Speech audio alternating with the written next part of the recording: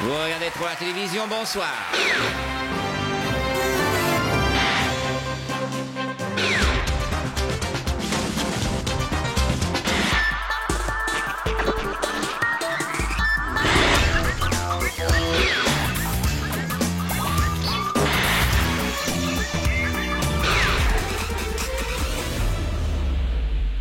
Sport 1996 sera riche en événements sportifs. Voici les grands rendez-vous que vous fixe Gérard Rolls. Depuis quelques jours, donc c'est le Dakar. En février, ce sera le tournoi des 5 nations.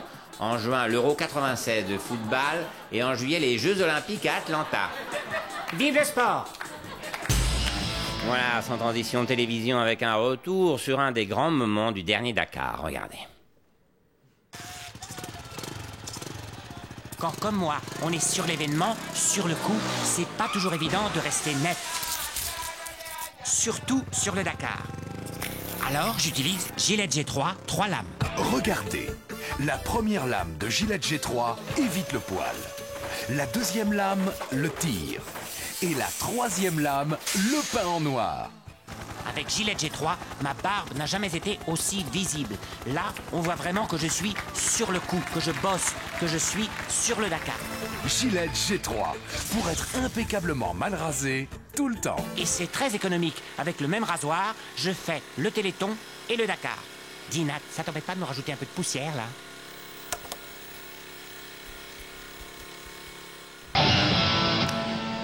Voilà, sans transition sport, demain c'est le départ du Paris-Dakar, de très longs moments de télévision en perspective.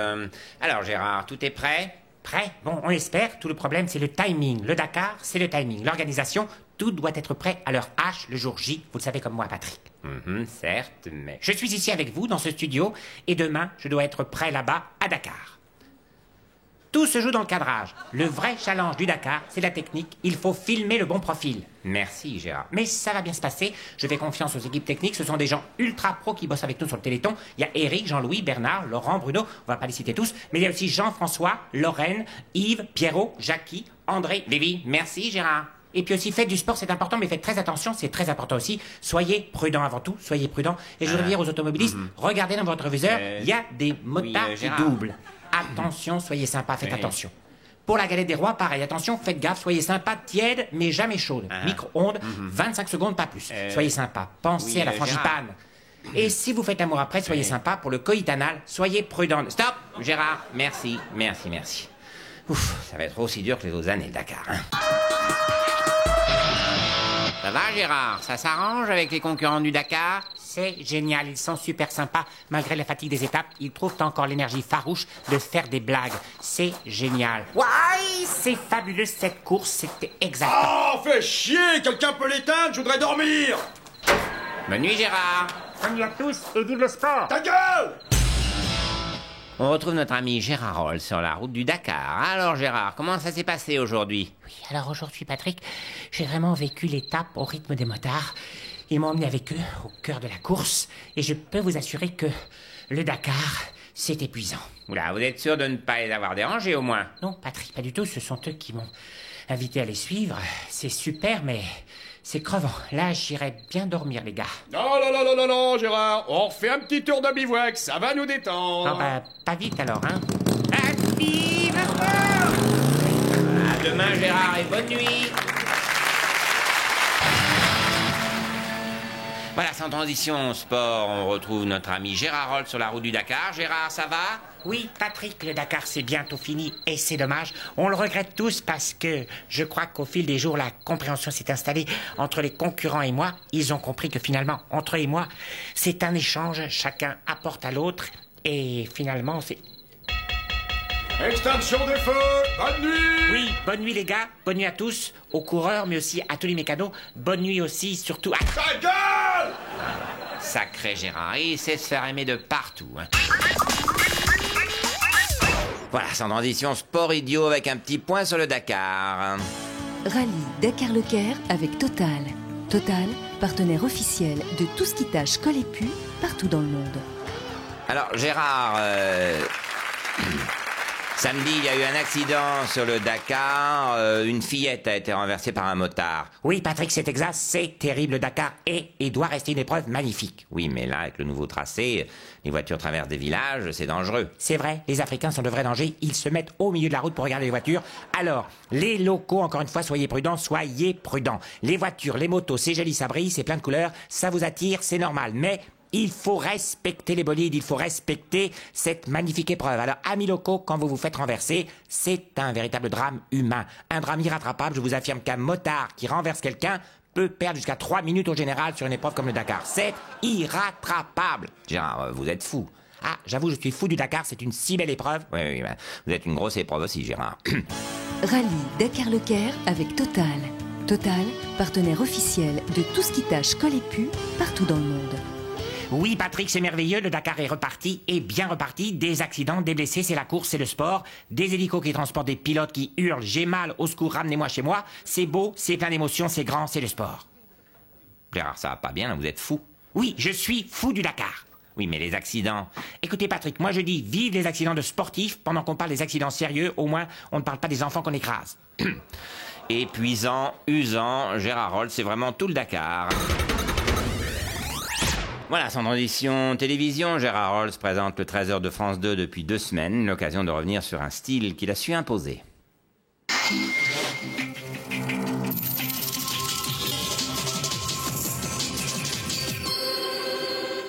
Bonjour, il est 13h à Paris, 11h à Dakar. Voici les titres de l'actualité. Taux d'abstention pour le référendum, il reste inquiétant. Les Français iront-ils voter? C'est la grande inconnue du scrutin du 24 septembre. Pourtant, voter, c'est important. Il faut aller voter, même si c'est un dimanche, jour du Seigneur et du vélo en famille. C'est important, la famille, il faut y penser. Faire du vélo aussi, c'est important. C'est important pour la santé, bien sûr, mais aussi pour l'équilibre mental. Se surpasser, c'est important, c'est aller au-delà de soi-même. Tous ensemble, la famille, c'est une équipe et on ne parlera jamais assez de l'esprit d'équipe. On ne gagne qu'ensemble avec les autres. Alors, je vous en supplie, faites attention aux autres et restez groupés. Je pense aux enfants, surtout en vélo. Il faut les mettre entre les parents, le père devant, les enfants au milieu et la mère derrière. C'est important, la mère derrière, elle bénéficie de l'aspiration. Alors je vous en supplie, ne laissez pas vos enfants dans le groupe Eto seuls. Oui, on me signale que le groupe Eto est déjà à 5 minutes du groupe Papa-Maman. Est-ce qu'on a les images de l'hélico, qu'on remercie de se rendre à l'arrière? On ne parle jamais assez des pilotes d'hélicoptères, sans qu'il n'y aurait ni vélo, ni Dakar. Ils font un travail formidable et les conditions météo ne sont pas toujours faciles. Croyez-moi, on les félicite. Bravo les pilotes. L'écart se creuse, 20 minutes, c'est énorme pour le groupe Eto, mais ils peuvent se rattraper dans la montagne. On ne parle jamais assez de l'importance de la montagne, sa chaleur, ses fringales, manger. Il faut manger, s'alimenter avant l'effort. Tous les médecins disent, ils ont raison, merveilleux travail, les médecins, 7 ans d'études, chapeau les médecins du sport. Problème en Corse. Jean-Paul Olivier, Jean-Paul, on me signale un problème en Corse. Est-ce que la moto 2 peut se hisser à hauteur de la Corse? On ne connaît pas le problème, bien sûr, mais je vous en supplie, vous qui regardez les Corses, ne les empêchez pas de faire du vélo, ne courez pas à côté des Corses, restez sur le bord de la route et profitez du spectacle. C'est suffisamment beau comme ça, ne créez pas de problème Corse, soyez sympa. On me signale que nous sommes ensemble depuis près de 5 heures maintenant. 5 heures de direct, ça n'est possible que grâce aux équipes de la SFP. Merci, merci à tous. Merci aussi aux équipes de France 3 qui nous ont aidés à vous offrir ce spectacle formidable tout au long de cette journée. Ah, les femmes, c'est important, les femmes, il faut les respecter. Les femmes, c'est le couple, et le couple, c'est important. Pensez à votre femme, bien lui faire l'amour, surtout, c'est important, l'amour. N'hésitez pas à être tendre au début, et puis après, enchaîner par de petites accélérations, mais surtout, je vous le rappelle, protégez-vous, c'est important. Il faut mettre des préservatifs, même si cela fait longtemps que vous êtes en couple, c'est important de rester en couple, même si le cap des 7 ans est difficile, même si c'est vrai que 7 ans, c'est long. C'est pourquoi je vous rappelle le titre principal de cette édition. Il faut aller voter pour le quinquennat. Il est 19h55. Merci d'avoir suivi ce journal. Une page de pub et on retrouve Claude Sérillon pour le 20h. Quant à moi, je vous retrouve demain pour le journal de 13h. Ah, c'est rageant. En 5 minutes près, je faisais le 20h.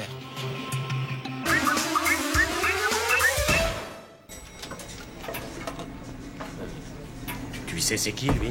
Ah oui, vaguement. Enfin, je connais la légende, quoi. Ouais, la légende. Eh ben, tu vois, petit, lui, il l'a fait. Il a vraiment présenté le trésor, ce gars-là. Waouh! Oh, ça paraît tellement fou. Un sportif, le 13h. Et pourtant... hein. Gégé, il y a le petit qui voudrait savoir. Allez, Gégé, raconte-y le trésor. 13 heures.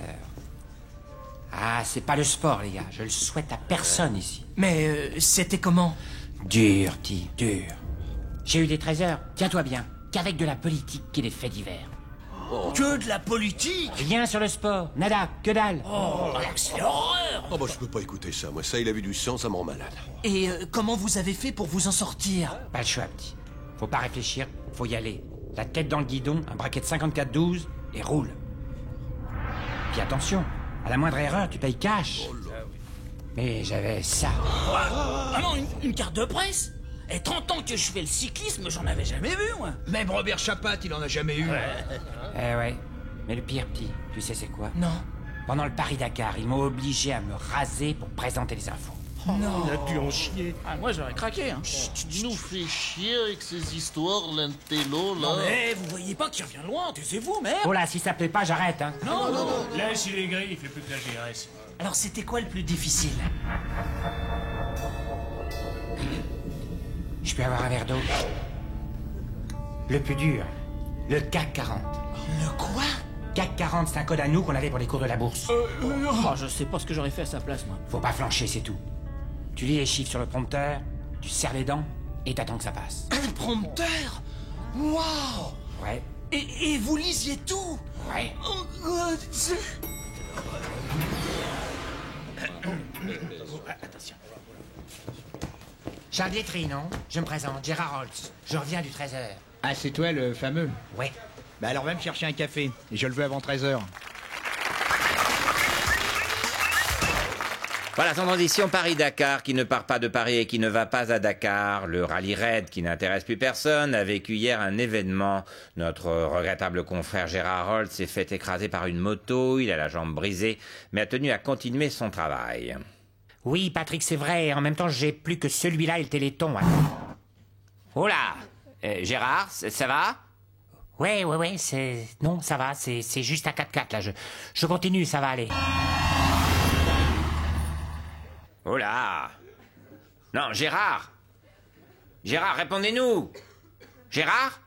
Non, Patrick, c'est rien, c'est juste un camion. Je continue, pas de problème. Les Toubib et les plâtriers ont fait un boulot formidable.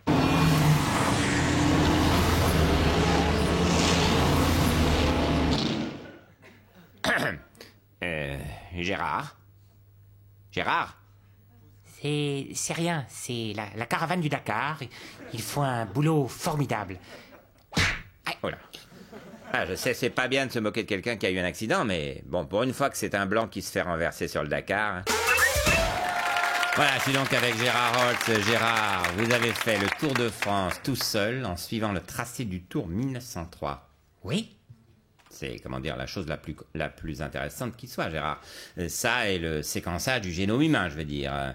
Et pourquoi cet exploit, finalement, on va dire? Comment ça, pourquoi? Mais pour le sport, Patrick, pour ce merveilleux esprit qui habite le sportif, le dépassement de soi, pour l'exemple aux jeunes, pour tous les motards, pour les pilotes d'hélico qui sont formidables. Ils font un magnifique travail sur le Tour et sur l'arrestation de José Bové aussi. Bravo, les gars!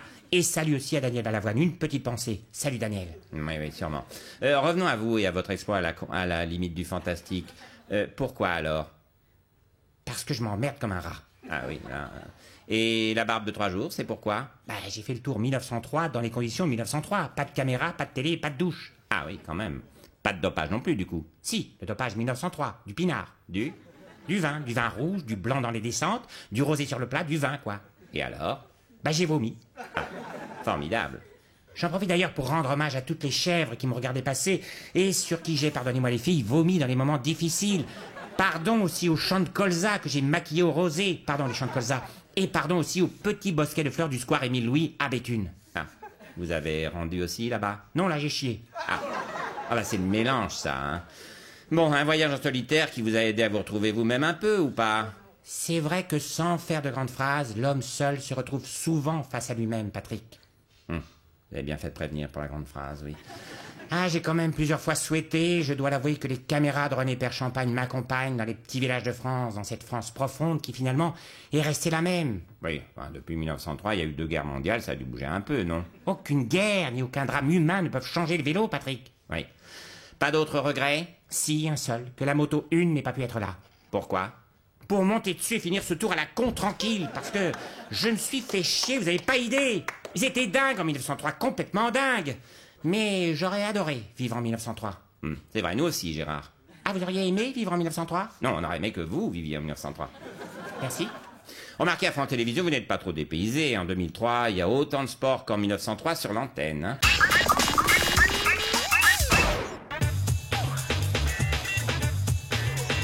Salut à tous et bienvenue au Vélo Club, bienvenue sur France Télévisions pour une journée extraordinaire de sport. Nous reviendrons sur la victoire fantastique du Belge René De Vos.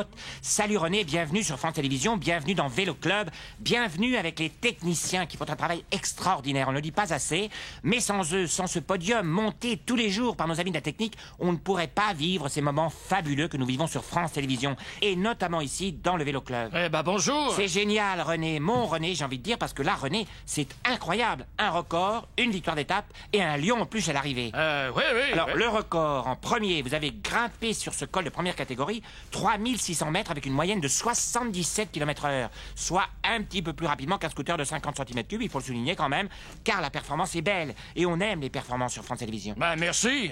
Et chapeau également aux hélicoptères qui ont réussi à filmer René parce que sur certaines parties, je pense au faux plat du Cuchet avant la montée sur les Deux Alpes, vous avez attrapé un petit 170 chrono en pointe. C'était coton de le suivre dans les virages de montagne. Alors bravo les pilotes et merci encore les gars. Mais avant d'entendre vos commentaires, René, je vous propose comme chaque jour le traditionnel hommage aux coureurs qui sont morts dans la journée. Merci de ne pas applaudir cette séquence.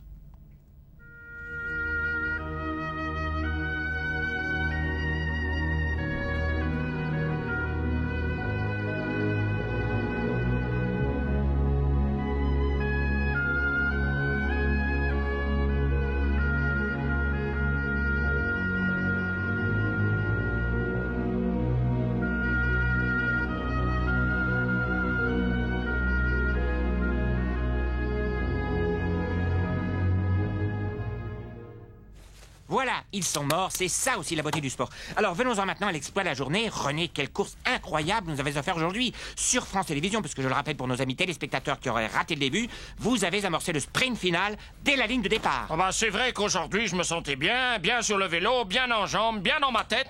J'avais dormi il y a 3 jours bien sur le lit. Non, bien, j'étais bien... Bien, je crois que nous avons un petit problème avec René, rien de grave j'espère, une crise cardiaque probablement. Le temps donc de l'évacuer du plateau, je vous propose de vous replonger dans la magie de la course avec les grands moments de la journée. Dites, ça devient de plus en plus dur de faire croire à des accidents, là, ça finit par se voir. Oh, vous inquiétez pas, tant qu'ils croient qu'on peut rouler à 77 km/h sur un col de montagne, on pourra leur faire croire que 55 coureurs meurent de mort accidentelle par an. Hein. Oui, le plus important, c'est qu'ils croient à la beauté du sport, vous avez raison. 33, le 33e Paris-Dakar touche à sa fin et comme chaque année, il y a eu un mort. La camionnette d'un paysan argentin a été pulvérisée par une voiture de course. Oui, Patrick, c'est formidable suspense cette année au Dakar. On a vécu un rallye exceptionnel. Oui, la course est très disputée, mais c'est pas le sujet, Gérard. Je parle pas de la course, je parle de l'accident. Qu'est-ce qu'on l'a attendu, celui-là, vous vous rendez compte? Un mort à seulement 3 jours de l'arrivée. On n'y croyait plus, là. On s'orientait vers un Dakar moyen, terne. Et puis ce paysan argentin a eu la bonne idée de mettre sa vieille camionnette fragile sur la route d'un puissant 4x4 Toyota dont on sait que le force, c'est pas les freins. Alors du fond du cœur, merci Marcelo Reales, t'avais vraiment l'esprit Dakar. Gérard, c'est une tragédie. Mais non Harry, le pilote n'a perdu que 12 secondes au général, il garde toutes ses chances. Mais pourquoi vous tenez absolument à avoir un mort ? Mais pour faire parler du Dakar. Ce rallye sans mort, c'est à peine un encart dans l'équipe. Mais quand l'hécatombe commence, c'est la une du Parisien, c'est 2 pages dans le Figaro, c'est des images spectaculaires sur Internet. C'est le succès. Encore un mort et c'est le 20h. Alors je demande un petit effort au pilote. On accélère, on ferme les yeux quand on traverse les villages. Il nous reste 2 jours pour faire le 20h de TF1. Et oui, le Paris-Dakar est vraiment un rallye unique et c'est tant mieux. Après les narcotrafiquants du Tour de France. C'est énorme ce que fait Armstrong. Et n'en déplaise aux aigris, non. Gagner l'Alpe d'Huez avec 42 fièvres n'est pas suspect. C'est tout simplement la magie du Tour. Après les assassins du Paris-Dakar. C'est grandiose ce que fait le pilote français. Malgré le spectateur percuté, il est reparti. Alors, bien sûr, les bougons trouveront que 57 morts, dont 8 enfants, c'est beaucoup pour une course. Mais c'est aussi ça la magie du Dakar. Gérard Holtz défend Bachar el-Assad. C'est monumental ce que fait Bachar. 3 immeubles soufflés avec une seule bombe.